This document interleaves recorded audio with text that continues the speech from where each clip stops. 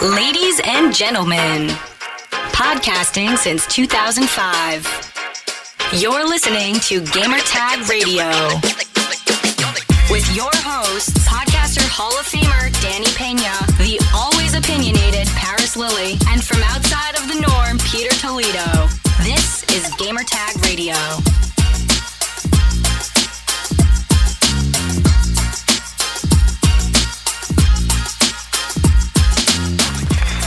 All right, welcome to Gamertag Radio, episode 1116. This is your host, Danny Pena, and also joining me for this episode of Gamertag Radio, the return of Paris Lilly, even though you were here on the last episode. But what's up, Paris? Yeah, what's going on, man? What's going on, Paris, man? Paris, a lot of people have been talking about the last episode, man. MLB The Show 21. I think we have to, talk a little bit more about that, because it's been now a couple of days. There's more news about it, and more theories from people. And I know you had a theory about all this on the latest episode of SCAST, and I would love for you to share that with the audience of the strategy of where Game Pass is headed. So we'll talk about that later on. Also, NVIDIA, this episode, what we have with NVIDIA, Paris? People don't know. Yes, so we have a sponsored segment by the good folks over at NVIDIA GeForce, and we will be talking about Outriders and all the advantages of using NVIDIA DLSS. And just to be completely upfront and transparent, NVIDIA did provide both myself and Danny an RTX 3080 to play Outriders. So we will be talking about that in just a few minutes. Yes. And also we are going to talk about Outriders, our experience, hands-on impressions, everything. Not a full review because I still haven't finished. I know you haven't finished it either yet, but we could talk about the experience so far since we've been playing now for the past couple of days. So all this and more here on Gamertag Radio. But first, head over to gamertagradio.com, post your comments and feedback, listen to our past episodes. Also, you can find us on any podcast app. Just search for Gamertag Radio. Make sure to subscribe, follow us, and also post a review. If you would like to be part of our family discussions or segment, here's how you contact us. Send us your feedback or questions. Give us a call at 786-273-7GTR. Email us at fanmail@gamertagradio.com or leave a message on speakpipe.com/gamertagradio.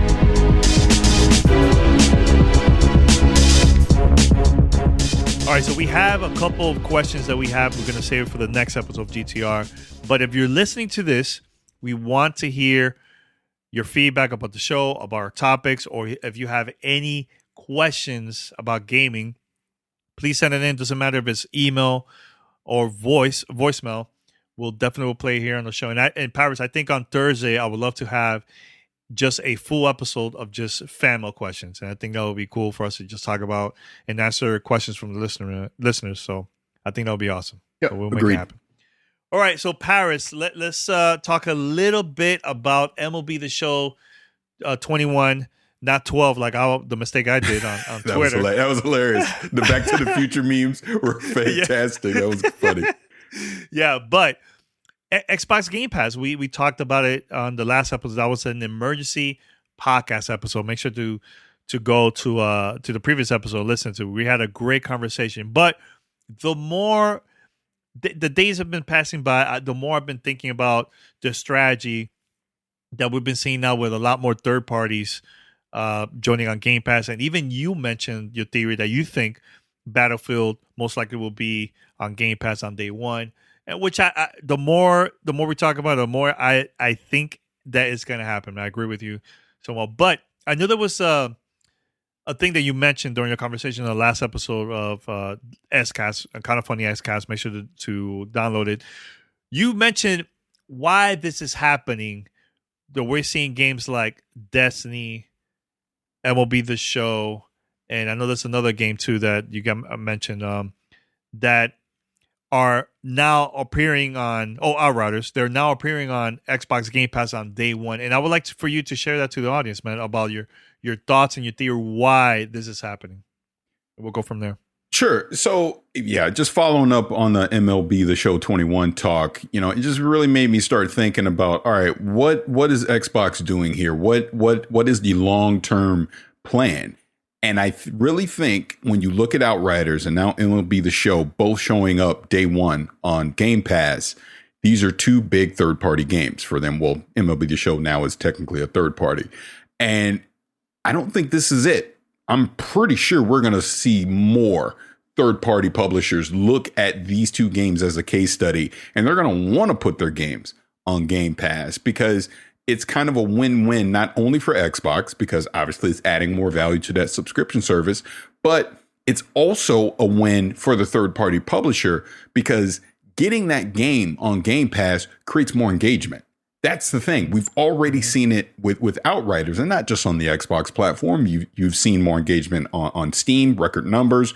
You know, I saw that the PlayStation 5 version of Outriders has sold very well already. So it's not only getting more people on the Xbox platform, but even on other platforms where people obviously still need to purchase the game at retail price, they're being more engaged because it's creating more talk. There's more talk on social media about it and all that. But sticking more specifically to Game Pass, like I said, it creates more engagement. And it really dawned on me with Destiny 2.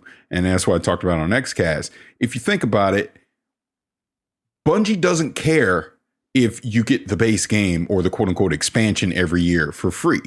What Bungie is doing is they're getting more people into playing Destiny by having it on Game Pass, which in turn, if the game is good, this is another key thing to this. It isn't as simple as throw my game up on Game Pass. Your game actually has to be compelling and it has to grab people's attention, because if you get that long-term engagement with the game, what happens next? The new DLC comes out. You're going to go buy it because now you're hooked into that game and you want to go play it. There's other microtransaction, cosmetic things that they can tempt you with that if the game has earned it, you're going to go spend the money on it because you almost feel like as a Game Pass subscriber, well, I didn't have to risk $60 or $70 on this game. I can go try it. And if the game is actually good enough, I'll be willing to invest into that game long term. And we already know how the industry is working now. You make more money on the back end than you do up front because it's the long-term DLC and microtransactions where EA and Activision are making billions every year off of their titles, right? So, you know, we joke around about, Battlefield 6 and all that, but it kind of makes sense. You know, when you think about Battlefield and you think that Battlefield 5, you know, it wasn't that great. Let's just keep it real here, right? It wasn't the success that EA was hoping it was going to be. So now you're coming out with Battlefield 6. A lot of people are going to be on the fence about that game. Do I really want to spend $60 or $70? Go get Battlefield 6? What if it's just like Battlefield 5? I don't know. I can't look, we're in an age now where we can't necessarily trust previews and all that because they'll show us whatever they want to show us. And then the final game isn't what they told us it was going to be, right? So, yeah, putting something on Game Pass from an EA standpoint, just as an example, would make a lot of sense because you get Battlefield 6 on Game Pass. It starts creating word of mouth around the industry. More people are like, well, I could go try it. And if Battlefield 6 is everything that DICE wants it to be, now you get long-term engagement from it. Now you want to go buy the new DLC that comes out for it, the new expansion, whatever. Now you are spending money on that title on the back end because you've lowered the risk up front for you with Game Pass. That's how I'm looking at it. And obviously the financial sorcery and wizardry that Xbox and EA would negotiate on the front end, you know, on how to get it there, I'm sure they can figure it out. They clearly did it with Square and Outriders, who's obviously seen it with Major League Baseball. And I would throw another one in there as well. Back 4 Blood, in my opinion, is a prime candidate to go on Game Pass. It's a fun zombie co-op experience. It's going to get people playing it. You and I already played the beta that came out a few months ago. It's a blast. Honestly, I would have spent the $60 on it anyways. But now people that aren't so sure about it, it's on Game Pass. You'll go pick it up. You'll start playing it. You'll start liking it. And then when the next quote unquote season of Back 4 Blood comes out and there's new things to buy, you'll probably be a lot more willing to do it. We've already seen that Forbes article that came out. I know Sarah Bond was in it, some other people from Xbox. They're already starting to show the numbers that games on Game Pass create more engagement. Even their own games like Sea of Thieves, Forza Horizon 4, things like that. They've seen the engagement go up since those games have gone on Game Pass. And I'm sure there's a boatload of statistics out there for other titles as well. that you get more engagement when it's a part of that subscription service. So, they're not done. You can't tell me they're done. There will be, and look, it may not be Battlefield or whatever. Me talking under my tuchus, but is when I think about big titles that potentially could come, it makes sense. And I have already seen people there. I mean, well, it's EA Play. They're going to do that. That's not how EA Play works. Look, like Morpheus said, some rules can be bent, others can be broken. They'll do whatever they want to do. If it makes financial sense, they will do it. That's all I'm saying. Don't take the fact that EA Play is currently set up to not do it, to not think that EA won't change the way EA Play works. If they want to start having some of their bigger titles show up day one on Game Pass, they'll absolutely do it if it makes financial sense.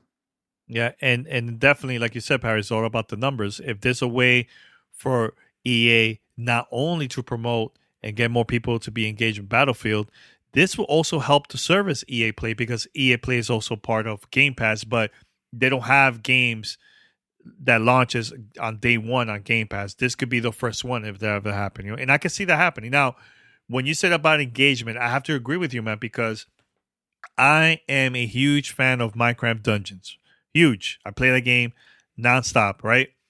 So there was a DLC that came out that I purchased it online because I thought originally it was going to be part of Game Pass. So I go in and I couldn't go to those levels. It said that I had to buy the DLC. So I actually purchased it and started playing it, right? So then recently the season pass came out, and that code, I got it from Microsoft, and I have like the season pass in there. But I purchased the one before, and there's people that probably have done the same thing. They probably bought the season pass or just bought one DLC that's already out, or maybe everything altogether. You know what I'm saying? So yeah, that's a great way. And I know, I know that Doom Eternal, the DLC from that, is also, you have to buy it if you want to play it, but the game is available on Game Pass. I think that's a great way to get people to be engaged, to support their games that they like, and or microtransactions. Maybe they want cosmetics and so on. You know what I'm saying? So yeah, I could definitely see that. Now, there is some games that, especially first party games, you don't need to buy DLC. You don't need to buy none of that because everything is available there. And the reason is,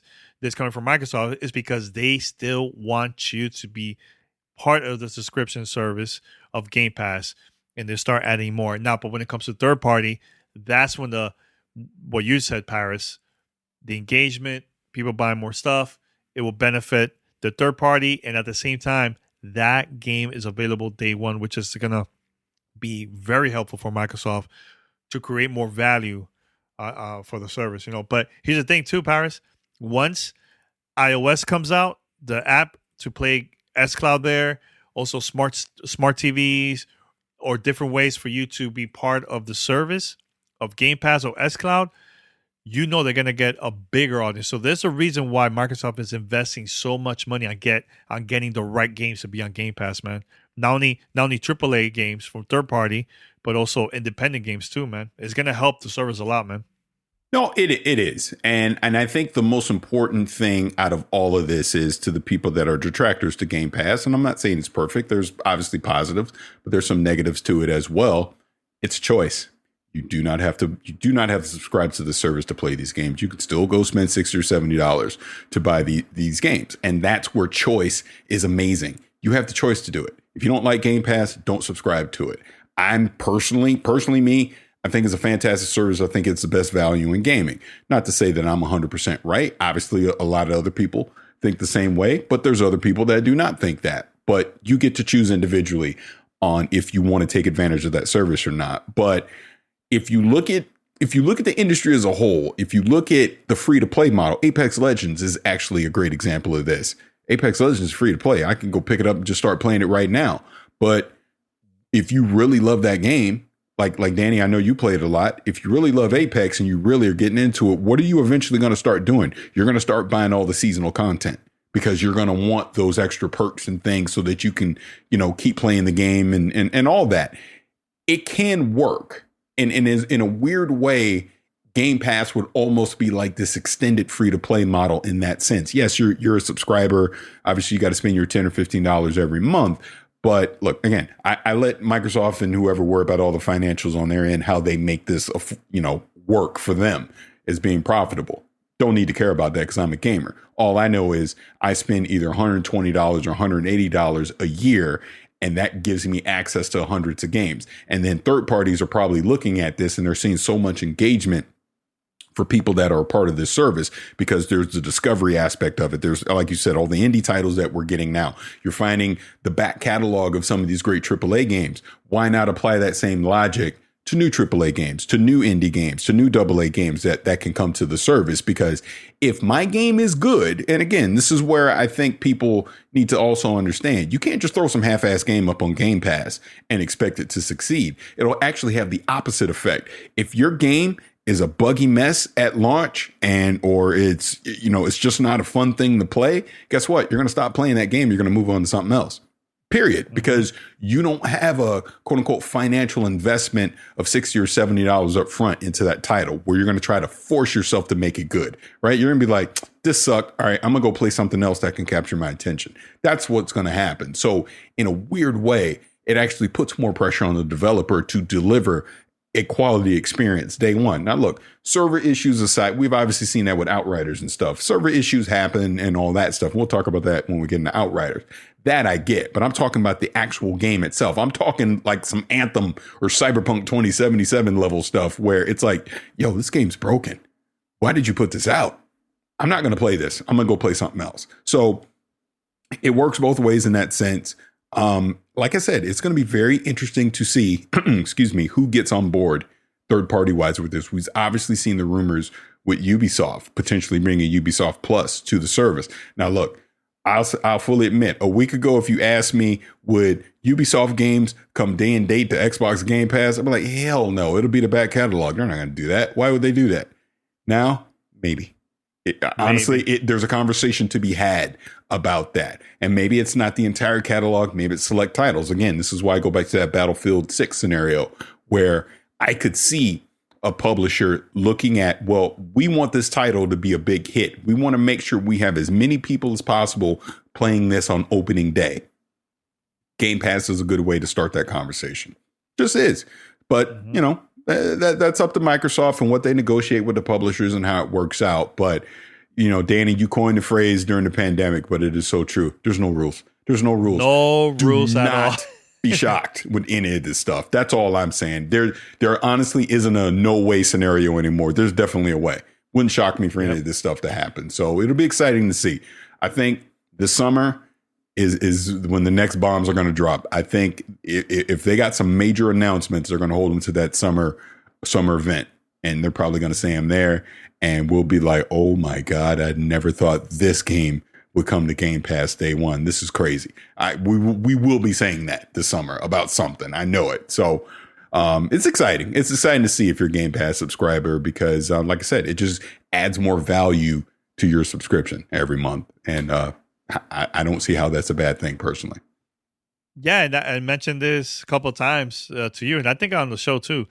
I wouldn't be surprised if the next Far Cry will be available on day one on Game Pass. I wouldn't have been surprised. And I think would have been the perfect game, Paris, if it hasn't been out yet, right? I mean, it's already been out a couple months ago, but Watch Dogs Legions would have been perfect on day one for Game exactly. Pass. That's a great one right there. But this is the point. Those kind of games like that, I think, benefit from exposing it to a wider audience. That way, a try it audience, because there's a lot of people that will look at something like Watch Dogs Legion and go, well, what is that big of a fan of Watch Dogs 2? It didn't grab me. Why would I go buy this one? I don't know. Mm-hmm. And then they were like, wait, $70? I'm not spending that. I'll stay with something safe, something that I know is worth my money. Whereas now, if it's on Game Pass, you'd be like, I'll try it. Why not?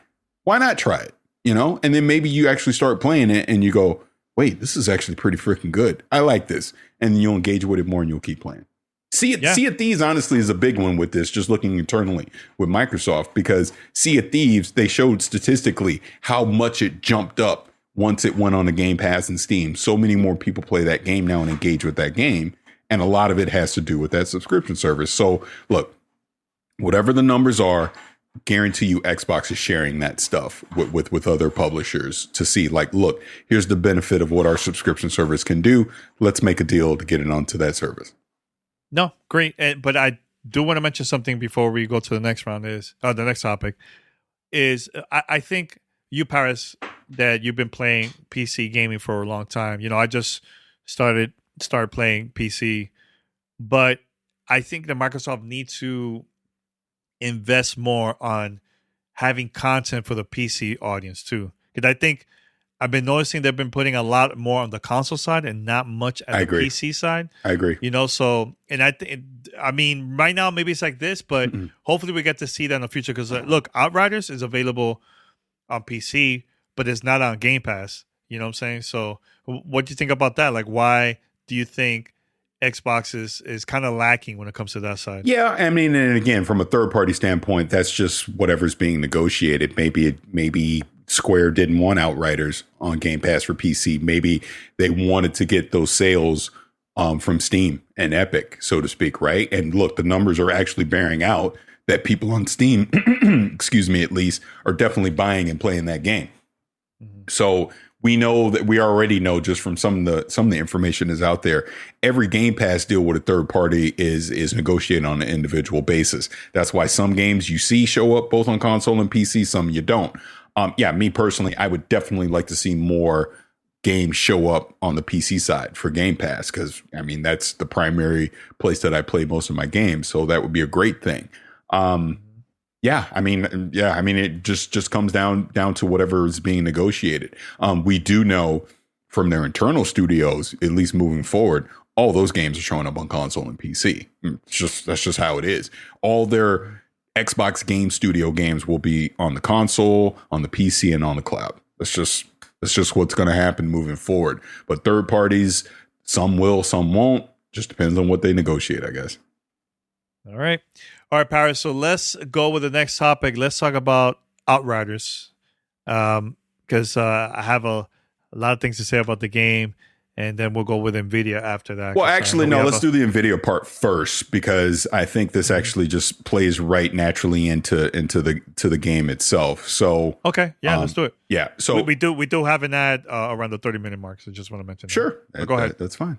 Okay. Yeah, go ahead. All right, let's go. But again, just so everyone understands, this is a sponsored segment by NVIDIA. NVIDIA reached out to both of us and asked us if we'd like to participate in playing Outriders on the PC using an NVIDIA RTX 3080 and making sure that it is also being enabled by NVIDIA DLSS. And you may be asking the question, what is NVIDIA DLSS? Well, that is their deep learning super sampling AI. It's a groundbreaking AI that they have been able to incorporate into their newer video cards, their RTX line of video cards. And like I said, to be completely upfront, NVIDIA did provide an RTX 3080 both to myself and to Danny so that we could play Outriders and we could talk about DLSS. So in a nutshell, what DLSS does is a couple things.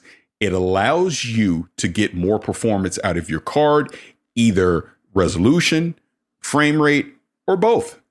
And the way that works is pretty simple. Just take this example. So let's say, I love to play games in 4K, right? I love to play games in 4K 60 frames.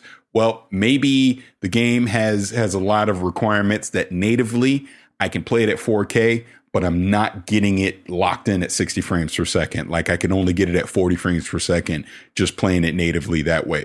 Well, when you enable DLSS, this could allow me to have the game at a lower resolution. Like I could actually have the game native at 1080p, but DLSS then with the AI, with the super sampling, basically upreds that game to look like it is in a 4K resolution, but it also gives me more performance. So I can now actually play it at 60 frames per second as well. So to my naked eye, the game is in 4K. I'm now playing it at 60 frames per second, and it looks amazing. Now, Outriders doesn't have ray tracing, but this also applies to ray tracing as well, where DLSS allows you to enable ray tracing so you get more performance out of the card and you're now able to have the game at a higher resolution. You're able to have it at a higher frame rate, and you can have ray tracing enabled. So when we talk about Outriders, there's 4 different presets that they have for DLSS. You have ultra performance mode, you have performance mode,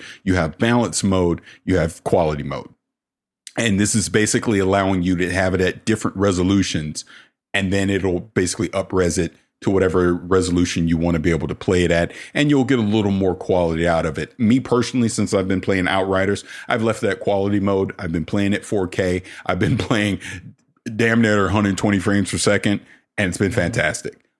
Turning it off, ironically enough, playing it at 4K, I'm getting about half the performance. I'm getting around 60, but it's not locked at 60. It kind of bounces around. So this is an advantage of what NVIDIA DLSS has done for me, just by specifically playing Outriders at the performance preset. You know what I mean? I'm actually looking in there. I'm not 100% sure what its resolution is doing at native, but like I said, I have it at 4K, and it's been great so far. So again, DLSS has been around for a few years now. I've played it with other titles as well, and it's been great. Honestly, it's the future of PC performance. It'll be interesting to see if this ever comes to the console. I know there's been some rumblings about it potentially coming to whatever this new Nintendo Switch Pro is going to be. But on the PC side, it's basically just giving you more bang for your buck when it comes to having these GPUs. Like I said, we played on RTX 3080s.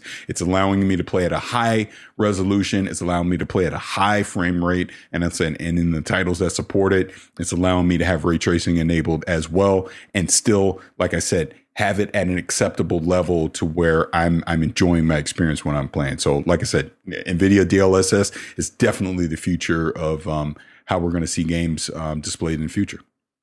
Yeah, I have to mention this, Paris. I had no idea that the 3080 was going to be that heavy. It is a heavy, heavy as hell, right?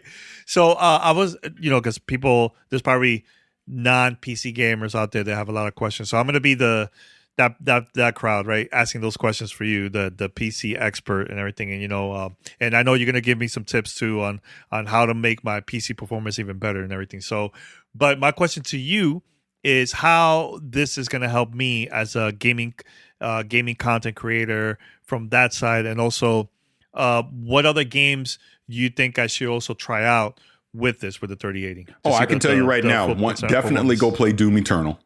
With DLSS enabled, you will see your performance skyrocket in that. Control is actually another really good one to play, because Control is very system intensive, right? Takes up a lot of your resources. So the performance has always been a little lower natively. But when you enable DLSS, I can play Control at 4K 60 frames with ray tracing on. I mean, it's like it's damn near a miracle almost. I know that some of the marketing material says that, but it's true. The wizardry that AI is doing to be able to give you better performance in the game. Believe it or not, Cyberpunk 2077 is another one that you should definitely, from a visual standpoint, check out using DLSS, because again, it's going to allow you to enable ray tracing. And I mean, it's just a beautiful game on PC. It just is. Look, your mileage may vary about what you think about the current state of the game, but from a visual standpoint, it's fantastic. Those would be some good ones to start with. There's definitely others. Fortnite, believe it or not, is another one that you can use DLSS with, and it's a fantastic experience. My son has played on the PC doing Fortnite a few times, enabled ray tracing, the whole thing. But like I said before, the way it's going to help you, even as a creator, right? It's going to allow you, even in your streams and all that, using a single GPU. So as an example, when I did the campaign for Cyberpunk 2077 and I was streaming with the RTX 3080, it allowed me to still be able to play over 60 frames per second and stream at the same time at an acceptable level, right? And it wasn't, lagging or stuttering or any of that kind of stuff. So that, coupled with the RTX 3080, which is a beast of a GPU, you add in DLSS, that AI that they have, and you put those two together, man, it's just giving you so much more performance for what you're paying for on the PC side, right? Like I said, the fact that we're now at a place where, for me anyways, 4K 60 is pretty much a standard on PC for any game that I play. And honestly, a lot of them I'm hitting 120 frames at 4K, but it's because of DLSS I'm able to do that. Like I said, Outriders is a great example of that right now. But yeah, man, definitely go check out Doom Eternal. Definitely go check out Control as two great examples of using DLSS. Yeah. Now, my last question, so we could go to talk about all Outriders, but there's people going to be confused, Paris, like, man, should I get the 3070, 3080, 3090? Why they should check out this one, 3080, compared to the other two? Well, again, it comes down to what resolution are you playing at? If you really want all the bells and whistles, you want to hit that 4K, you want the games that have ray tracing, you want it at least 60 frames, I would suggest at a minimum get an RTX 3080. Honestly, if you really want to go baller, go get a 3090 and then you're really going to be set. But the 3080 kind of is the minimum for that. Now, we start talking 1440p. That's when you're going to start looking at a 3070. That's when you potentially go look at a 3060. 1080p, definitely. Just go get a 3060. So, I mean, it really like I said, it's resolution and the frame rate that you want to play at. Those are the two things that you want to look at. And like I said, if I'm trying to hit 1440p and I want 120 frames in all my games, I'll probably go get a 3080 because it's absolutely going to be able to meet that requirement. If I'm trying to play at 1080p, same thing, 120, maybe I just need a 3060, right? If I'm really trying to go crazy and I want to play, 1080p at 240 frames per second, because we got monitors out there that support that now, maybe I want to get a 3080 just to cover my bases. Now, if I'm trying to play some of these games at 4K and a 120, now maybe I better go look at a 3090. Another game to play, and I'm just thinking this is Microsoft really, Gears 5. Gears 5. If you want to play at 4K and high frames over 100, Destiny 2 is another one as well. Definitely go get a 3080 as examples, just of games that I've been playing recently, that can take advantage of that. But it's what's more important to you. If, like I said, if you don't care about resolution, you just play at 1080p, you can probably get away with a 3060 or a 3070 if you just care more about having it high frames. If you want the best of both worlds, if you want everything, if you want the whole kit and caboodle, 4K, ray tracing, high frames and all that, go baller, go get a 3090 or at least go get a 3080, which will be able to compete, for most games. All right. So Paris, I'm going to upgrade everything now that I have the 3080. What is it you recommend for me when it comes to monitors? Because I want to buy the right one that will, again, that give me that great performance too, man. Because I'm still debating. Comes back to resolution. What resolution? Again. No, I want to go 4K. 4K. You want to go 4K 60. Now I'm going to make a crazy suggestion, and I know not everyone does this, but this is what I'm doing. Okay. My setup. People have seen pictures online. I have a 32-inch 4K monitor that is actually 60 hertz. But I also have the LG CX 48-inch, which is 4K, and it has HDMI 2.1, and it allows me to play at 120 frames per second in my games. Look, it's not small. It's not for everyone, depending on your setup. But I made it work for me because that's what I wanted. Asus and Acer have monitors that are coming out that will be able to do 4K and HDMI 2.1, or obviously you can do oh my God, DisplayPort. Sorry, I'm blanking, right? To be able to hit those. So, I mean, LG actually has other PC monitors as well that can do that. But now if you're starting to look at HDR and all that, I mean, there's options out there. Me personally, like I said, I love having this LG OLED. It is really a television, but it works perfectly fine as a PC monitor doing HDMI 2.1. But you can get regular monitors. Like I said, look at Asus, look at Acer, look at LG just on their PC monitor lineup as examples. You can get display ports that'll be able to play at 4K and high frames using the RTX 3080 or 3090. All right. Good to know. All right. So we're going to have more discussion about Outriders and other things. And hopefully we could talk about NVIDIA in the future. Again, Paris, once I have everything ready. I want to show it to you too once you visit over here. No, absolutely. Give me some tips, and thanks to NVIDIA for supporting us and sending us a 3080. I think that's awesome. And I can't wait. I can't wait to try it out, man. For me, man. Yeah. So one last thing before we move into actual Outriders. So again, thank you to NVIDIA for sponsoring this segment.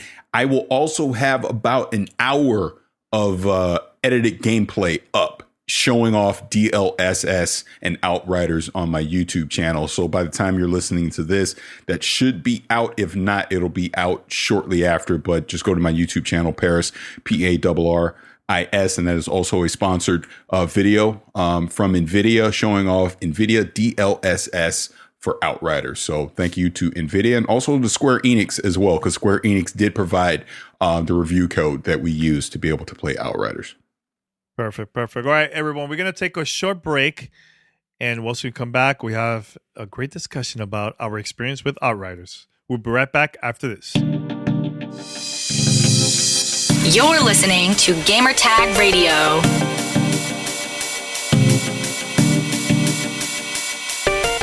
Are we going to continue with our conversation all about NVIDIA and Outriders? But first, let's talk about our sponsor, Oregon State University Ecampus. As a Gamertag Radio listener, you know what it's like to be part of an engaging online community. And at Oregon State University Ecampus, creating that type of environment for students around the world is what they do best. Oregon State University is an innovative provider of distance education with over 80 programs to choose from. Advance your career by earning an in-demand degree in fields like computer science, data analytics, or business.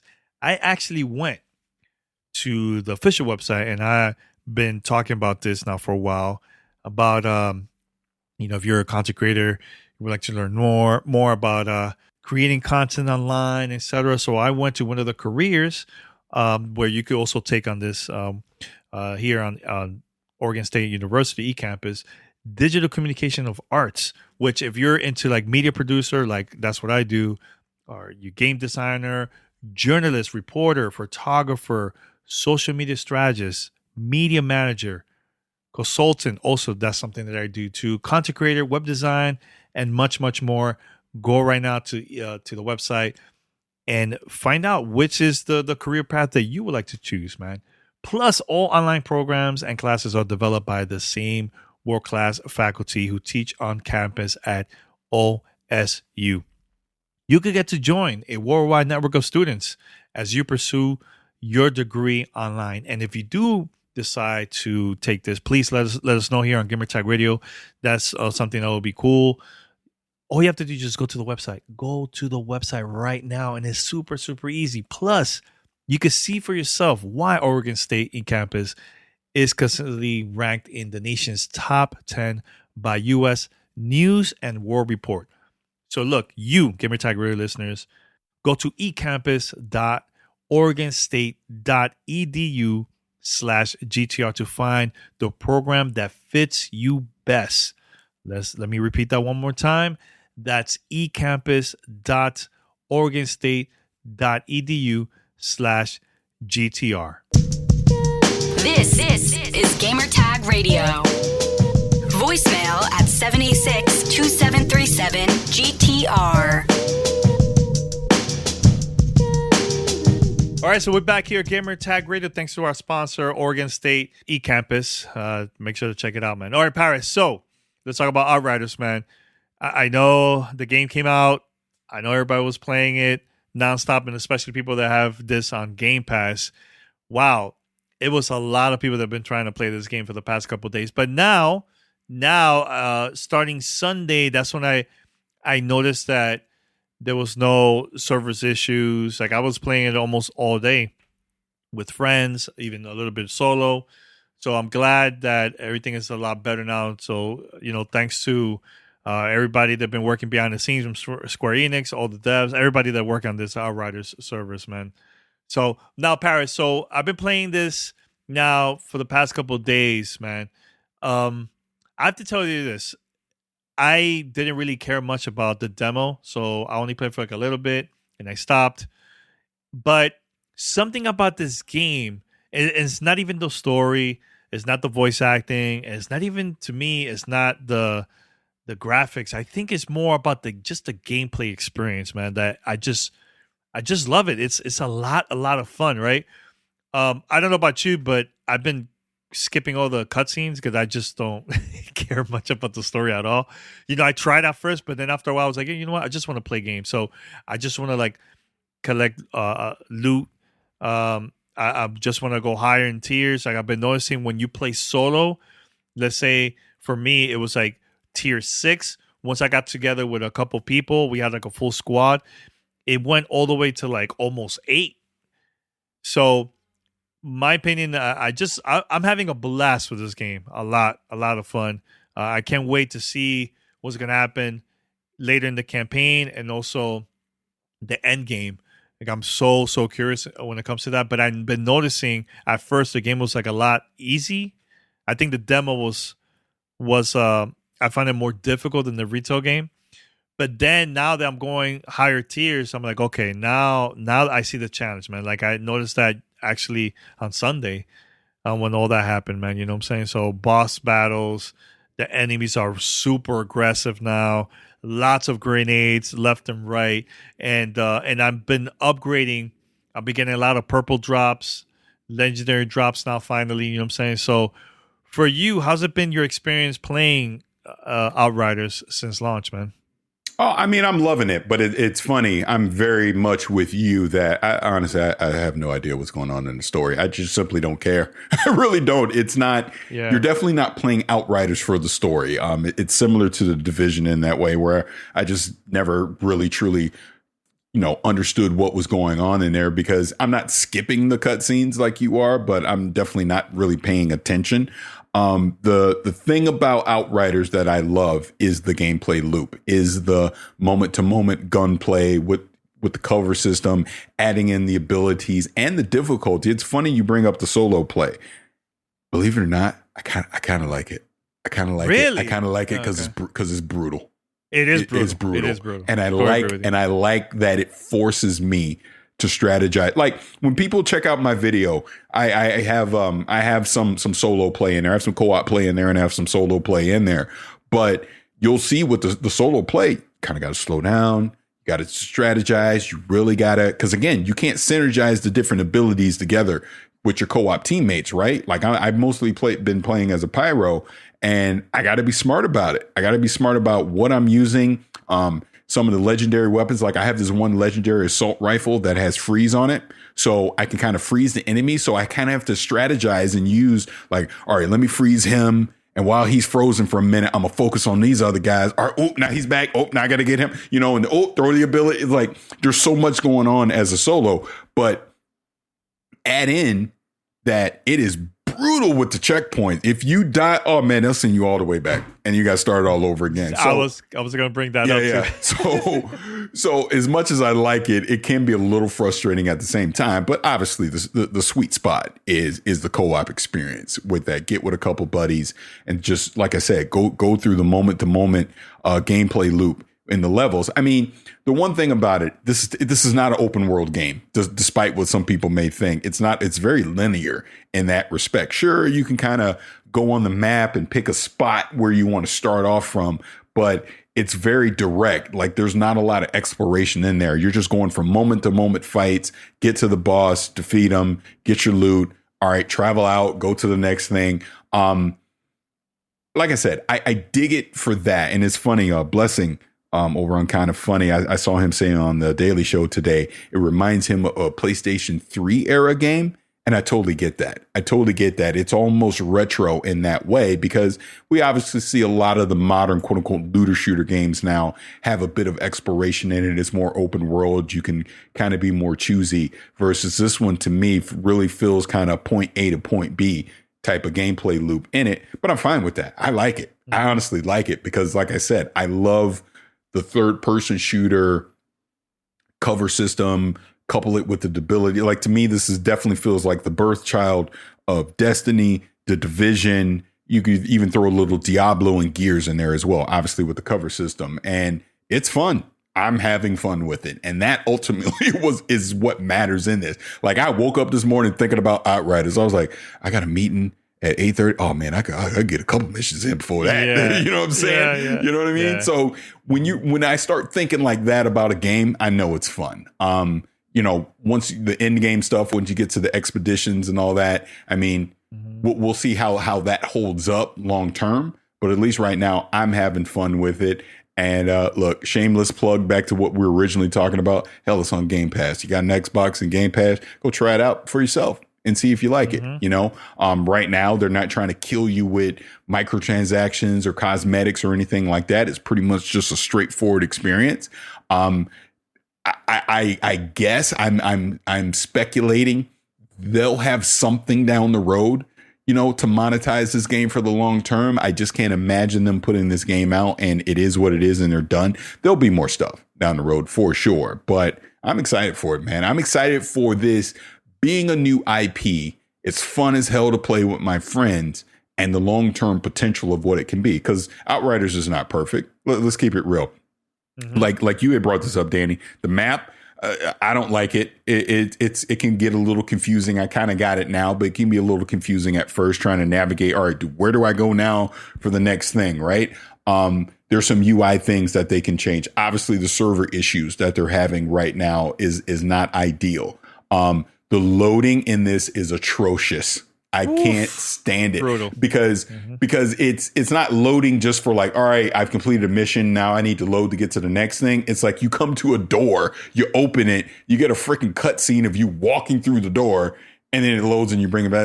I'm like, oh, that's I don't like that. I suspect a lot of the cutscene stuff that we do see is masking some loading in the background as well. So these are some things that they can clean up in the future, right? I'm not. It's a minor concern versus a major, like, oh my God, they better fix this next week or I'm done playing. I'll keep playing it because I'm having fun. So quality of life stuff that they definitely need to improve down the road with it. But overall, I recommend it. I would say if you like third person shooters, if you like grinding for loot, do it. I mean, once that purple starts dropping, once that purple stuff start coming, you're like, oh man, I'm in now. Once you start getting to some those cool mods and stuff that you can put in, oh dude, chain it with the abilities, fun as hell, man. Love it, absolutely love it. It's a wrap. My favorite cutscene that pops up a lot is the bridge jump. he just jumps, but it's like, okay, he jumps and it goes fade in, fade out. Yeah. What was the point? Well, what was the point? What was the point? It was a point. Or another one is when you're about to kill someone, they show him with the weapon, kills a guy, fade in, fade out. I'm like, what was the point? They could just do it from there, from that scene right there. You don't have to like show the loading screen. I don't know. It was just strange. Now, but I do have one more question, Paris. What is your class for this one? Yeah, for me, my character is, and you tell me what's the name because I can't quite remember. The fire one. What's the name of that one? It's the Pyromancer. That's kind of been my primary one I've been using. Yeah. Oh, that's the same one. Oh, cool. I like it. I like it. I've been enjoying it.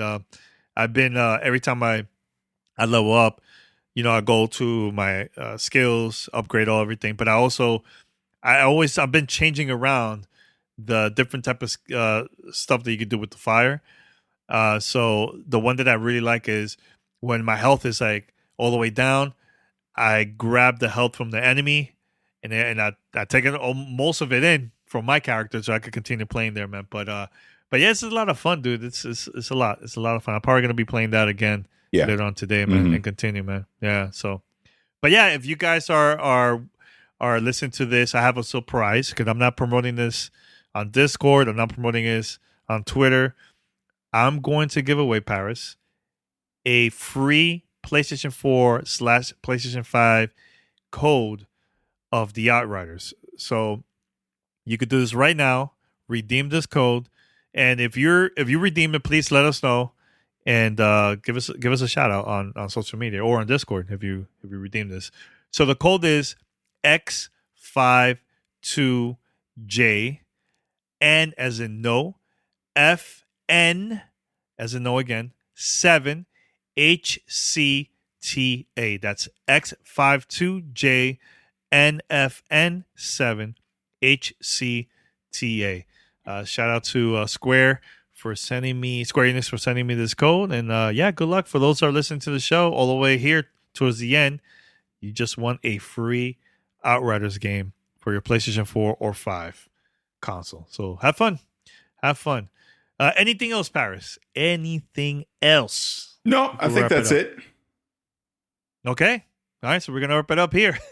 Everyone, head over to gamertagradio.com, post your comments and feedback, listen to our past episodes, and also you could find us on any podcast app. Just search for Gamertag Radio, subscribe, follow us, post a review. If you would like to be part of our family discussion, here's how you can contact us. Send us your feedback or questions. Give us a call at 786-273-7GTR. Email us at fanmail@gamertagradio.com or leave a message on speakpipe.com/gamertagradio. All right, we're going to wrap it up here. Until next time, this Thursday, we're going to have a brand new episode. So send us your questions, your feedback. We'll read it. We'll do a whole episode just fan mail. So it all depends on you. All right, until next time, we're out. Peace. Thanks for listening to Gamertag Radio. Be sure to like us on Facebook and follow us on Twitter.